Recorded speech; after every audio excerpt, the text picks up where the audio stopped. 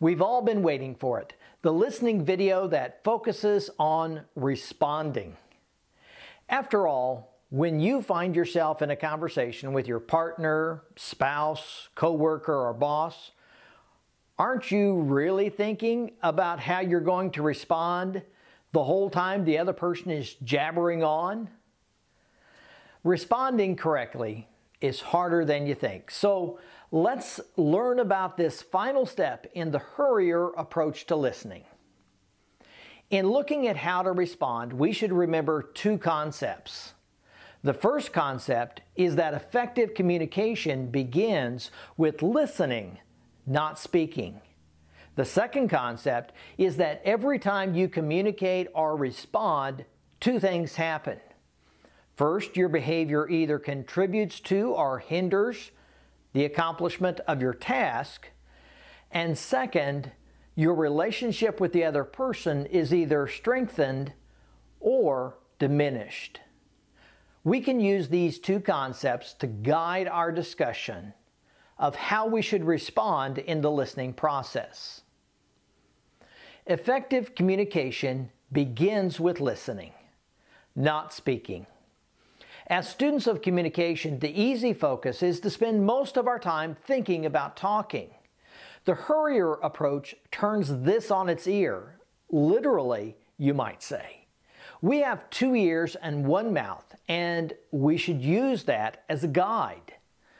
I've tried to introduce the idea that when you are listening, you need to step back. Step back and breathe. Step back and check your emotions. Step back and listen with empathy. Hearing means that you purposefully pause your activities and focus on the auditory function. Understanding means that you realize each party creates meaning individually, and your task is the co-creation of that meaning. Remembering means that you disengage listening filters and actively try to remember what's being said. Interpreting means that you work to place yourself in the other's shoes as you listen. And evaluating means that you use your critical thinking skills not to be negative, but to weigh thoughtfully what's said. In effective listening, you do all of that before you respond. I want you to stop and think about one thing right here.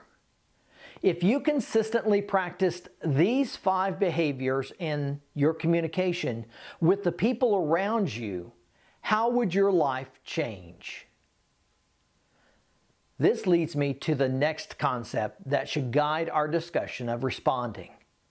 The second concept is that every time you respond, two things happen. First, your behavior either contributes to or hinders the accomplishment of your task. And second, your relationship with the other person is either strengthened or diminished. Tasks or works and relationships.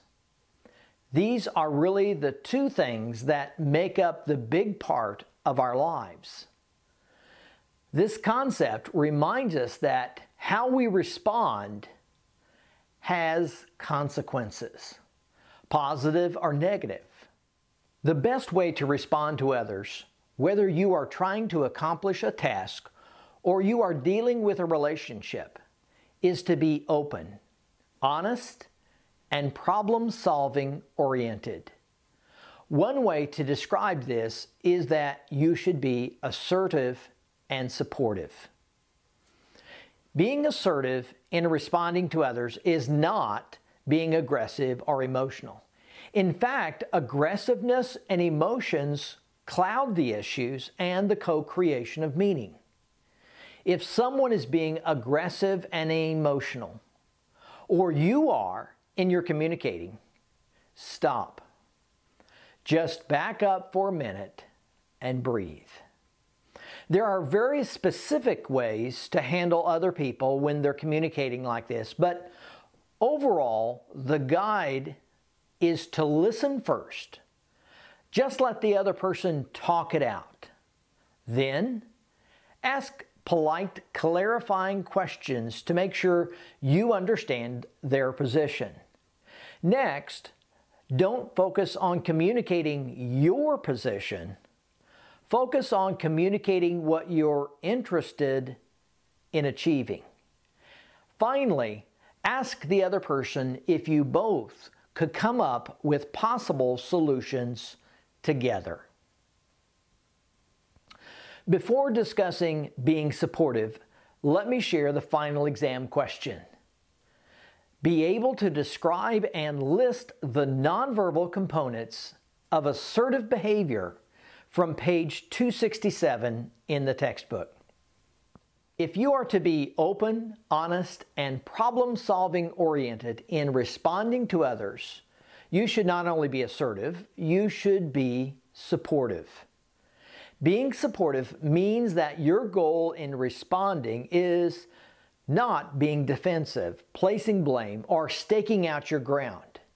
These responses are the response of the person who doesn't hear, understand, remember, interpret, and evaluate.